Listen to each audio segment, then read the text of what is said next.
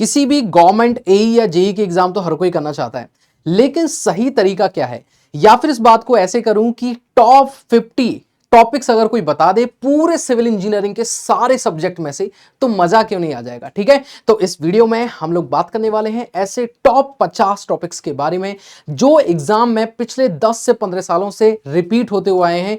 बहुत सारे questions, almost thousands of question in topic से आते रहे हैं। अगर आप इन टॉपिक के ऊपर आपकी अच्छी डीप नॉलेज और अच्छे तरीके से आप तैयारी करते हो तो डेफिनेटली आप लोगों को एग्जाम में बैठने पर एक बढ़िया स्कोर होने वाला है।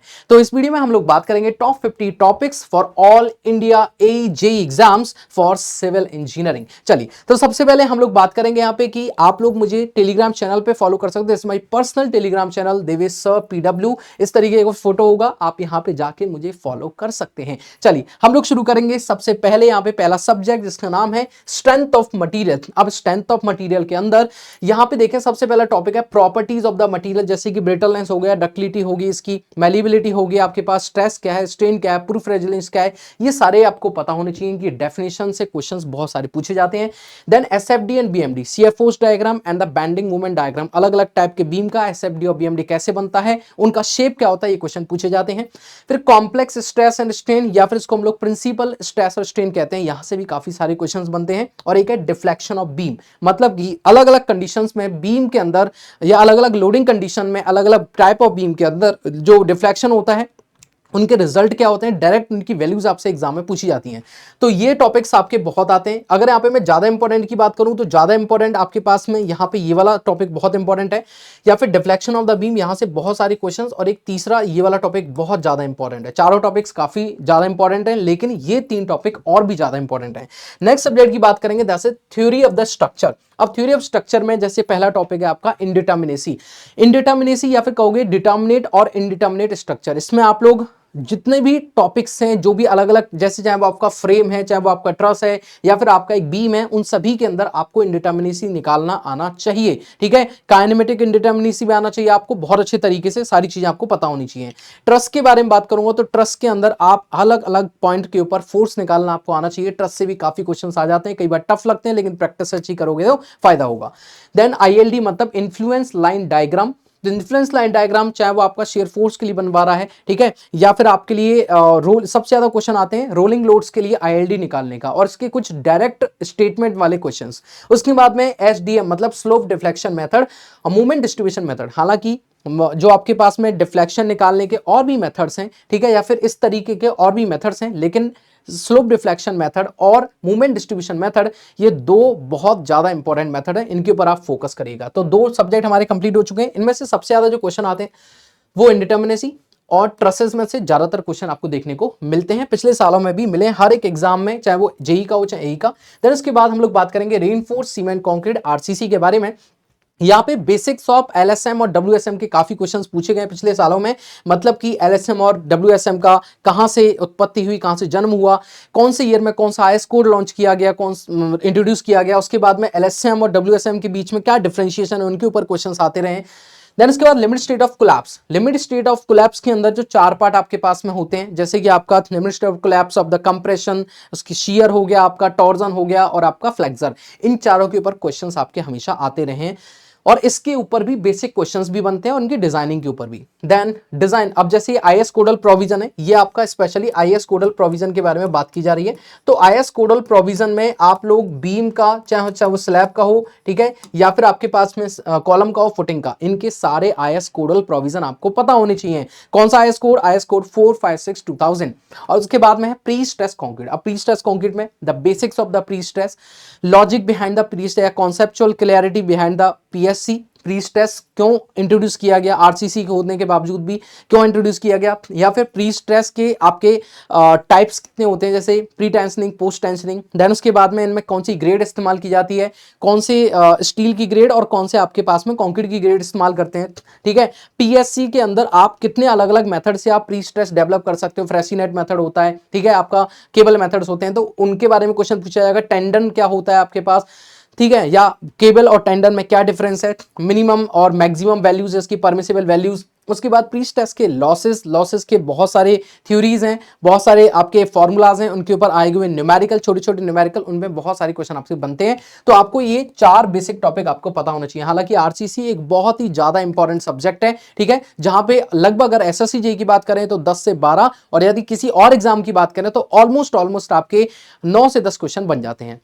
नेक्स्ट टॉपिक है आपका, that is most important topic for the steel. अब स्टील में ज्यादा क्वेश्चंस नहीं बनते, लेकिन जिन टॉपिक से बनते हैं वो है आपका कनेक्शन में आपका बोल्ट कनेक्शन हो सकता है या आपका रिवेट कनेक्शन हो सकता है, और साथ में कई बार पिन जॉइंटेड कनेक्शन भी आते हैं, लेकिन वेल्ड और बोल्ट जॉइंट आपका ज्यादा इंपॉर्टेंट है। बोल्ट, रिवेट और वेल्ड, लेकिन सबसे ज्यादा इंपॉर्टेंट कौन सा है? वेल्ड और बोल्टेड कनेक्शन। देन आपका कंप्रेशन और टेंशन मेंबर के इंपॉर्टेंट क्वेश्चन है, और प्लास्टिक एनालिसिस के भी क्वेश्चन है। इसमें शेप फैक्टर के डायरेक्ट क्वेश्चन पूछे जाते हैं, और कोलैप्सिबल लोड के क्वेश्चंस कई बार टफ भी बन जाते हैं, इजी भी बन जाते हैं, लेकिन ये क्वेश्चन इंपॉर्टेंट है। अगर आप स्टील में सिर्फ पढ़ रहे हैं तो ये 3 टॉपिक पे ज्यादा फोकस करें। नेक्स्ट जो सब्जेक्ट है that is building material and construction, या कंक्रीट, जिसमें सबसे ज्यादा क्वेश्चन आपके किसी भी एक आजकल एई और जेईई एग्जाम के अंदर पूछे जा रहे हैं। पहला आपका टॉपिक है cement. Most of the question, चाहे वो ईएससी का एग्जाम है, चाहे जेईई का है, चाहे एई का है, सारे क्वेश्चन, इंटरव्यू में भी इस टॉपिक से बहुत क्वेश्चन आते हैं। ब्रिक और ब्रिक मैसनरी से भी क्वेश्चन बनते हैं, और मोस्ट ऑफ सबसे ज्यादा इंपॉर्टेंट जो है वो है आपके पास में कंक्रीट टेक्नोलॉजी। देन उसके बाद एग्रीगेट, जो आप चाहें तो कंक्रीट टेक्नोलॉजी में ही इंक्लूड कर सकते हैं, लेकिन एग्रीगेट के टेस्टिंग के, एग्रीगेट के टाइप्स, एग्रीगेट की जो कलेक्शन, सॉरी एग्रीगेट का जो सेलेक्ट हम लोग करते हैं, कौन सा एग्रीगेट कहां पे यूजफुल होता है, वो आपका काफी ज्यादा यूजफुल है।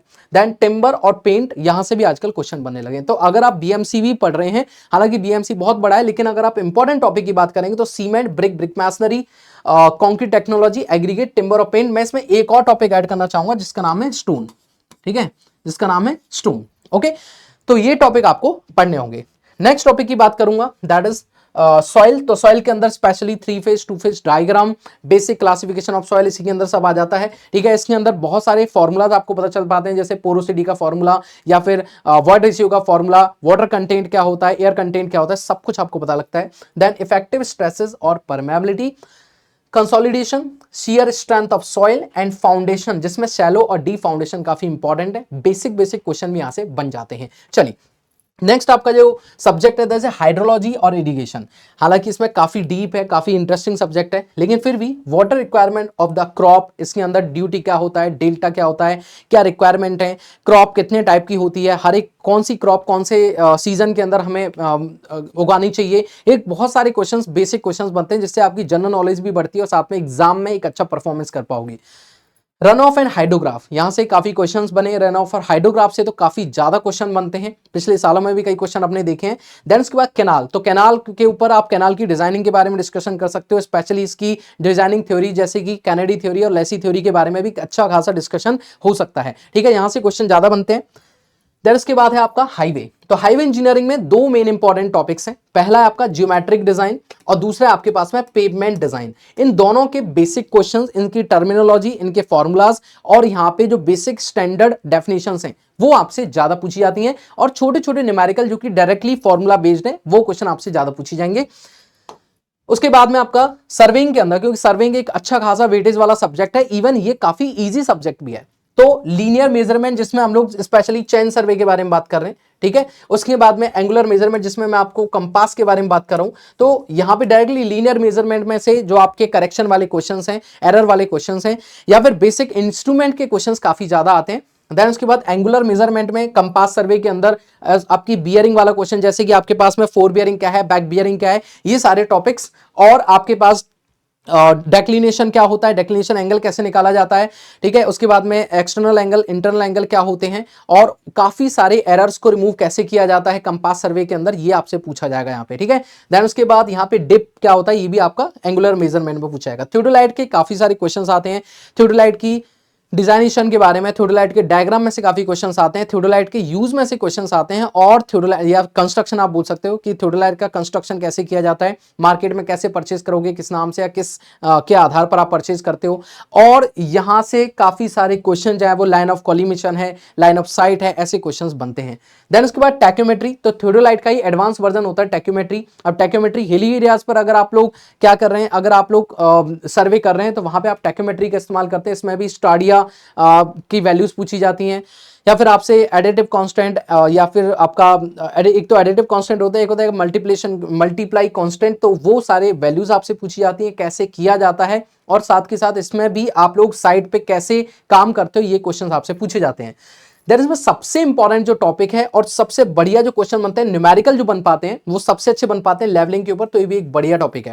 नेक्स्ट है एरिया एंड वॉल्यूम कैलकुलेशन, ये इसमें आप सिम्पसन 1/3 रूल आपका हो सकता है, ठीक है, 3/8 रूल आपका हो सकता है, तो काफी सारे रूल्स हैं, या मिड ऑर्डिनेट फॉर्मूलाज के रूल्स लग जाते हैं, तो एरिया और वॉल्यूम कैलकुलेशन, तो ये कुछ टॉपिक्स हैं, हालांकि और भी डिटेल में है सब्जेक्ट, लेकिन ये टॉपिक वो है जहां से हमेशा क्वेश्चन पूछे गए। नेक्स्ट देखेंगे, नेक्स्ट आपका सब्जेक्ट है एनवायरमेंट सब्जेक्ट। तो मोस्ट इंपॉर्टेंट टॉपिक में सबसे पहले यहां पे दो चीजें हैं, पहला रॉ वाटर के बारे में बात की गई है, तो रॉ वाटर की क्वालिटीज, इसके कुछ स्टैंडर्ड जो पैरामीटर्स हैं वो, और उसका फिर ट्रीटमेंट, देन उसके बाद same to same waste water की क्वालिटी, इसके बेसिक पैरामीटर्स, और फिर इसका ट्रीटमेंट। ये चार टॉपिक बहुत ज्यादा इंपॉर्टेंट हैं, यहां से सबसे ज्यादा क्वेश्चन पूछे जाएंगे, इनकी डायरेक्ट परमिसेबल हाईएस्ट और मिनिमम वैल्यूज से, ठीक है। देन उसके बाद नेक्स्ट जो टॉपिक है अपना दैट इज रेलवे। रेलवे में दो बहुत ज्यादा इंपॉर्टेंट टॉपिक हैं, पहला है आपके पास जियोमेट्रिक डिजाइन और दूसरा है रेलवे क्रॉसिंग, ठीक है। यहां से क्वेश्चन बनेंगे, प्रीवियस ईयर में भी आप देख सकते हैं, यहां से बहुत सारे क्वेश्चंस मिले हुए हैं और अभी आगे भी मिलेंगे। नेक्स्ट टॉपिक है आपका फ्लूइड मैकेनिक्स, काफी इंपॉर्टेंट सब्जेक्ट है, एसएससी जेईई में 10 से 12 नंबर का वेटेज रखता है। प्रॉपर्टीज ऑफ फ्लूइड, जिसमें आपका चाहे वो डेंसिटी है, चाहे वो आपकी रिलेटिव डेंसिटी बोल सकते हैं आप इसको, ठीक है, या फिर स्पेसिफिक ग्रेविटी इसको आप बोल सकते हैं, ठीक है। इसके अलावा बहुत सारे पॉइंट हैं, जैसे प्रेशर के बारे में आपसे पूछा जाएगा कि व्हाट इज द प्रेशर, मास के बारे में पूछा जाएगा आपसे, ठीक है। बहुत सारे ऐसे टॉपिक्स हैं जो कि आपको यहां से पूछे जाएंगे, ओके।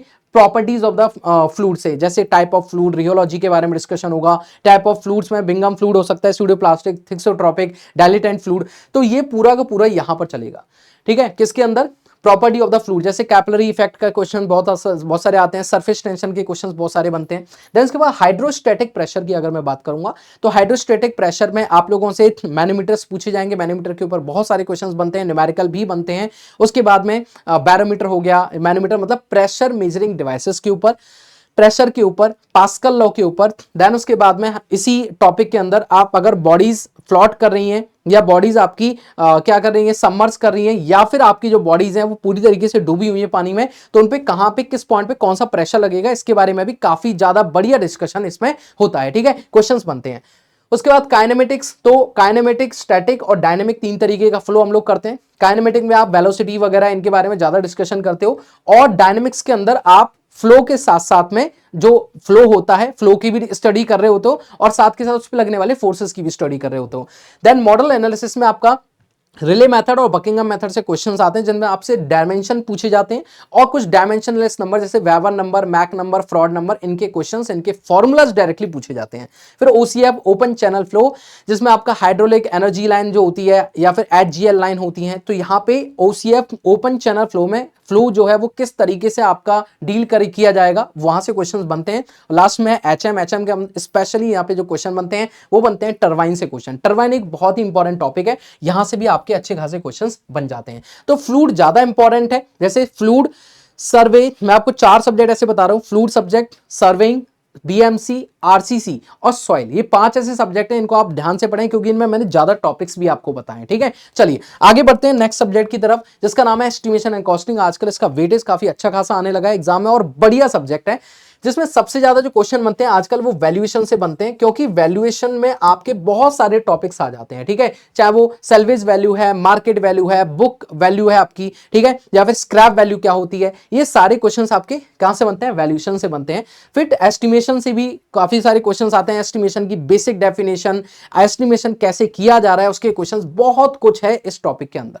देन लास्ट में आपका measurement of work, measurement of work कैसे किया जाएगा, मतलब कि कौन सी चीज को कैसे मेजर करेंगे, डीपीसी को जैसे मीटर स्क्वायर में मेजर करते हैं, पार्टीशन वॉल को मीटर स्क्वायर में मेजर करते हैं, ठीक है, जैसे स्टील होती है, अगर गेट वगैरह के बारे में बात करें, स्टील का गेट है तो शटर को हम लोग नंबर में बात करते हैं। ऐसे बहुत सारी चीजें आपसे एग्जाम में पूछी जाती हैं मेजरमेंट से। या फिर प्लास्टर वर्क में आप लोग ओपनिंग कहां छोड़ रहे हैं उसके लिए भी बहुत सारे क्वेश्चंस बने हुए हैं, या फिर अर्थ वर्क के लिए आप लोग किस में मेजर कर रहे हो, बहुत सारे ऐसे क्वेश्चंस एग्जाम में हमेशा से पूछे जाते रहे इन टॉपिक से, ठीक है। तो ये सारे ऐसे 50 टॉपिक्स थे, लगभग 50 to 52 टॉपिक्स थे जिनके ऊपर हमने डिस्कशन किया एक बढ़िया।